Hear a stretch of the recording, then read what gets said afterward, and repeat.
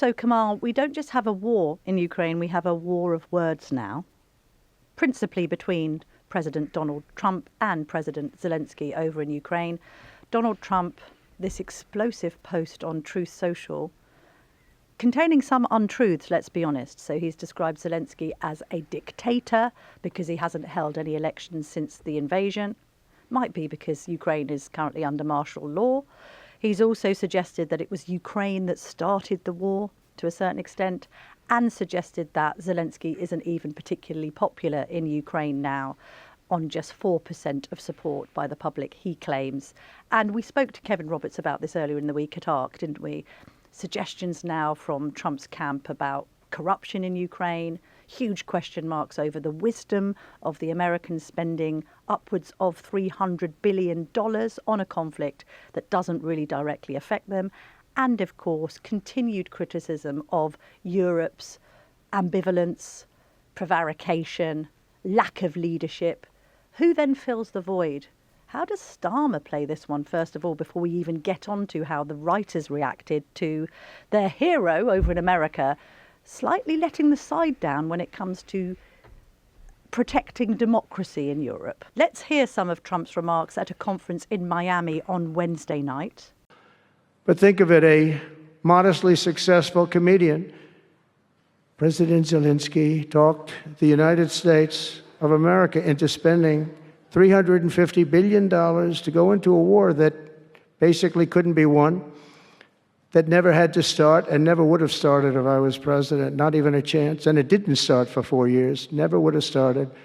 But a war that he, without the U.S. and Trump, will never be able to settle. They'll never settle that war without our involvement. He refuses to have elections, is low in the real Ukrainian polls. I mean, how can you be high with every city is being demolished? It's hard to be high. Somebody said, oh, no, his polls are good. Give me a break. A dictator without elections. Zelensky better move fast or he's not going to have a country left. Got to move fast because that war is going in the wrong direction. In the meantime, we're successfully negotiating an end to the war with Russia, something I'll admit that only Trump is going to be able to do in the Trump administration. We're going to be able to do it. I think Putin even admitted that. Biden never tried.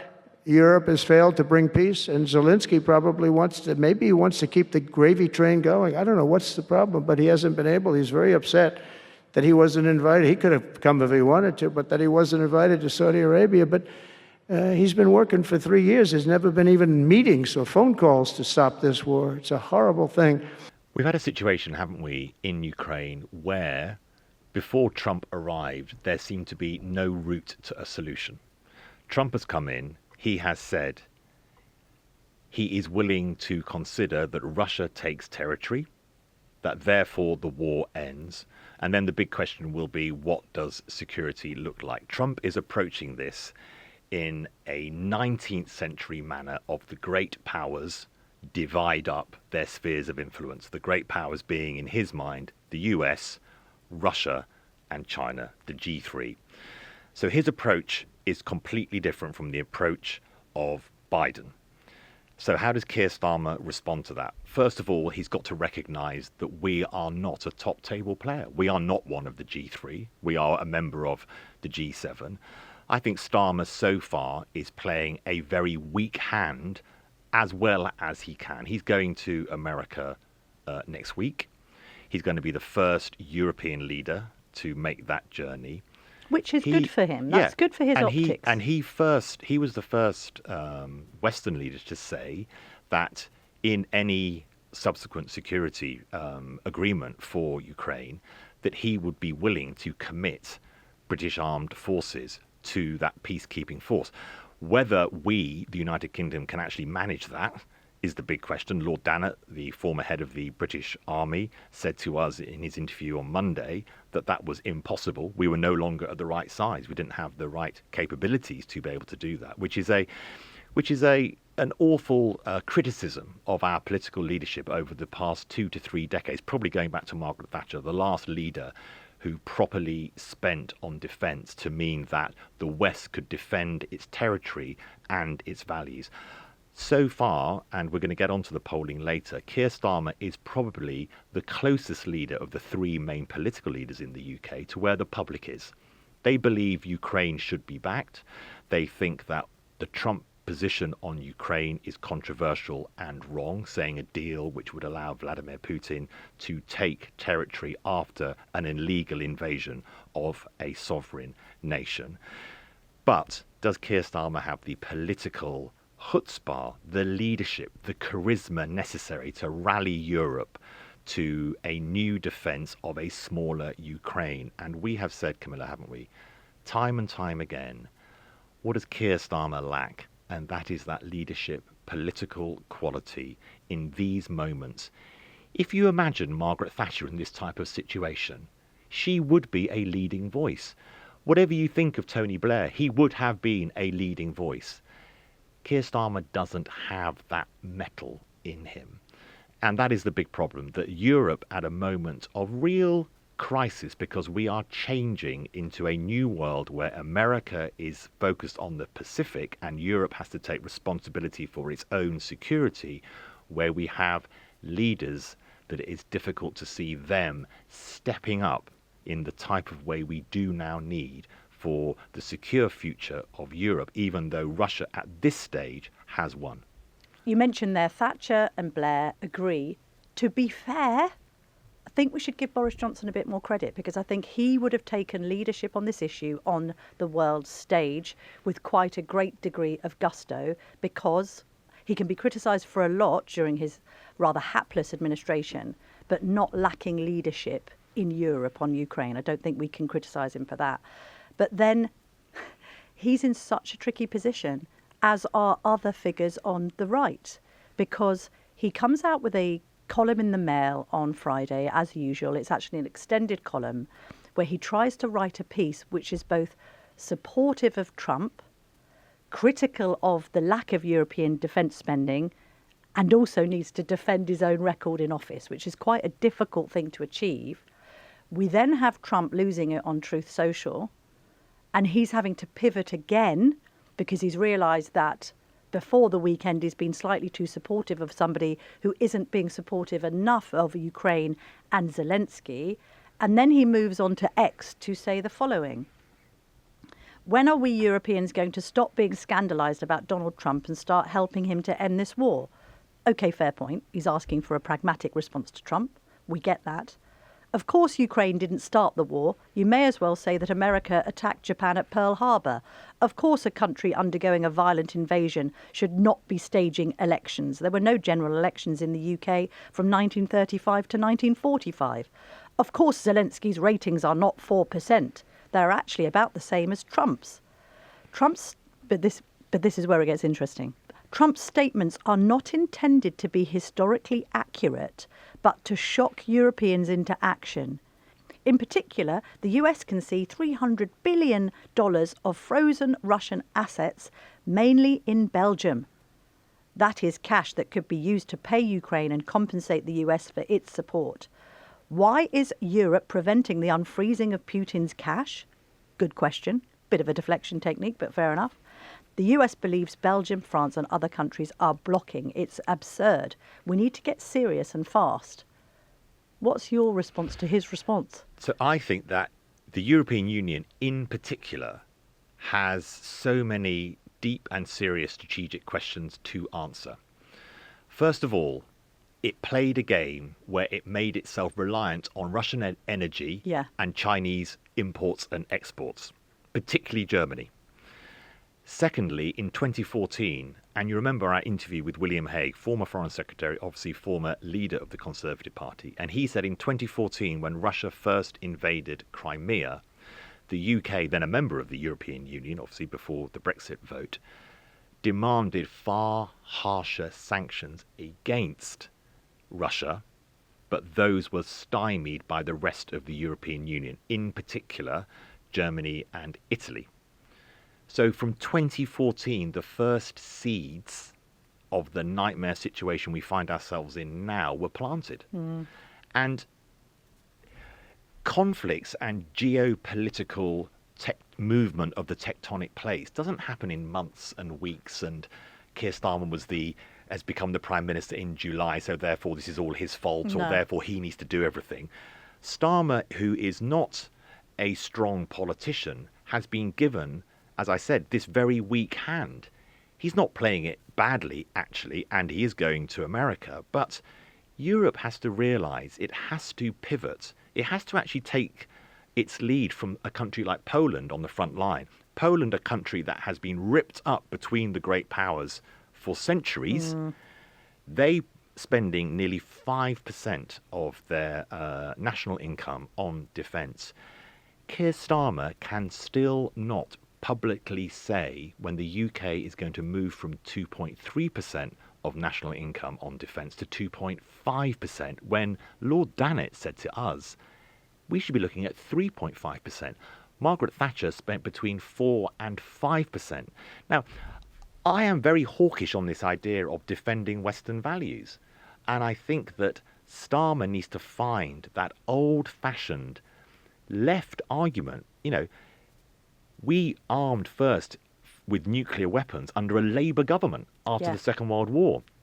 There is a strand in Labour which is about defending values, which is very pro-armed forces, defence, strength on the world stage, and Keir Starmer needs to find that. The problem with Starmer, and we touched on this, didn't we, Camilla, yesterday, he waves around. Yeah. He hasn't got a core set of beliefs that you know. So this is a man, don't forget, who backed Jeremy Corbyn to be leader of the country. We're reminded about, well, what would Margaret Thatcher do?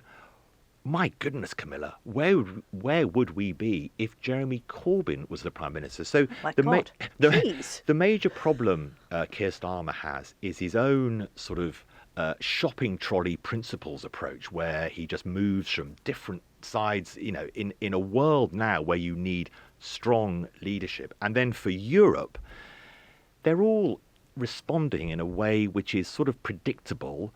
What Donald Trump has said is some of it is untrue. Does he believe in the self-determination of nations?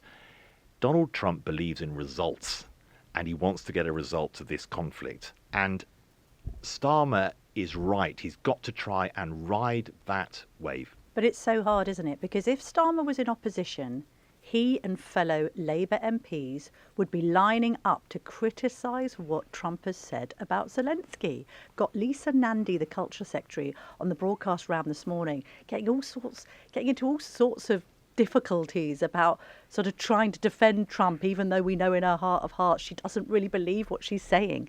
To be fair, Kemi Badenoch has been fairly unequivocal in her response to this. President Zelensky is not a dictator. He is the democratically elected leader of Ukraine who bravely stood up to Putin's illegal invasion. Under my leadership and successive Conservative prime ministers, we have and always will stand with Ukraine. President Trump is right that Europe needs to pull its weight, and that includes the UK. We need to get serious. The PM will have my support to increase defence spending. There is a fully funded plan to get to 2.5% sitting on his desk. That should be the bare minimum. Starmer should get on with it, get on a plane to Washington and show some leadership. We cannot afford to get this wrong. She's been backed up by Shadow Foreign Secretary Priti Patel, who was on the broadcast round as the sort of opposition to Nandy this morning.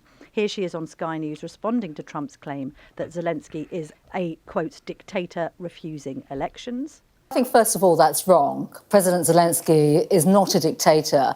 And, let's just put some context to this. For 3 years, the third anniversary of the conflict is on Monday. For 3 years, he has led his nation in terms of this conflict, just standing up to Putin's aggression and the appalling conduct that we've seen. He's fighting for sovereignty and freedom of his country. And this is a significant conflict in our neighbourhood, effectively, on European soil. And this is the most brutal conflict that we've seen in Europe since clearly the Second World War. So here's a man that's fighting for sovereignty, freedom, and actually standing up for the rule of law and many of the values that we all hold very dearly. You've got Starmer, the three UK leaders, Starmer, Badenoch, as you say. I think the Conservatives have decided they're going to slightly go for that tone of national coalition. Yeah. It's a war situation. Good it's not idea, the I time think. for us to attack the country's prime minister when the eastern borders of Europe are at war.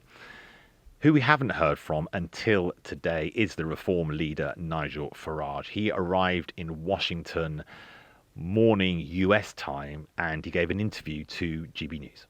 Yeah, well, I've been on an aeroplane and here we are, it's first thing in the morning in Washington, hence the delay. You should always take everything Donald Trump says seriously. You shouldn't always take things that Donald Trump says absolutely literally, and I think that applies very much in this case. There's a lot of bad blood between President Trump and previous Ukrainian leaders. You know, the impeachment that happened was all because of a relationship between the Ukrainian government and the Biden family. So let's be clear. Let's be clear. Zelensky is not a dictator, but it's only right and proper that Ukrainians have a timeline for elections. I mean, after all, I recently said that I thought Keir Starmer was behaving like a dictator because we've cancelled the vote. He's cancelled the vote of 5.5 million people in local elections on May the 1st this year. So no, he's not a dictator, but there needs to be a timeline so that the Ukrainian people can vote on a peace deal. Nigel Farage there speaking to Tom Harwood and Emily Carver. Last year he sparked quite some controversy, didn't he, because he claimed that the EU and NATO had provoked Russia's invasion of Ukraine by expanding eastward. Here he is speaking to Nick Robinson for Panorama.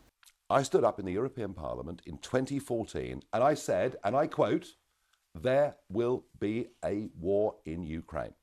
Why did I say that? It was obvious to me that the ever eastward expansion of NATO and the European Union was giving this man a reason to his Russian people to say they're coming for us again and to go to war. But you were echoing him. I was, sorry. You were echoing him. That's what Putin says. No. Sorry, I've been saying this actually since the 1990s. Ever since the so fall is of the he. wall. But hang on a second. We've provoked this war. It's, of course it's his fault. He's used what But we've done we as an provoked excuse. the invasion of Yes, Ukraine. and very interestingly, once again, 10 years ago when I predicted this, by the way, I'm the only person in British politics that predicted what would happen.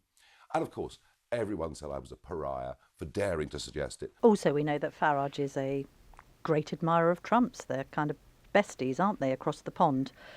He most recently commented that he thinks the president will be an inspiration to us. I think Farage is, at the moment, is keeping his powder dry. He, speaking to people around him in Reform, they are saying, let's see what the deal is. These at the moment are words.